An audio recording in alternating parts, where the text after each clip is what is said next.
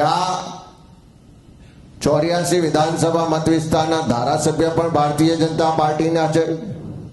ત્યાંના સંસદ સભ્ય CR પાટીલ પણ ભારતીય જનતા પાર્ટીના પ્રદેશના અધ્યક્ષ છે, કેન્દ્રમાં મિનિસ્ટર છે.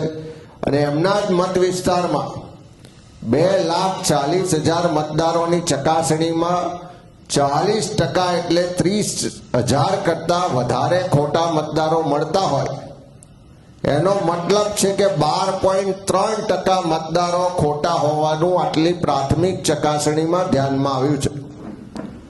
અને હજુ જો 100% એટલે કે આખી 84 વિધાનસભાના 6,09,000 મતદારોની ચકાસણી કરવામાં આવશે તો આ રેશિયો મુજબ જોતા લગભગ 75,000 જેટલા મતદારો ખાલી એક જ વિધાનસભા વિસ્તારમાં ખોટા હોવાની પૂરેપૂરી શક્યતા અને દાખલા છે.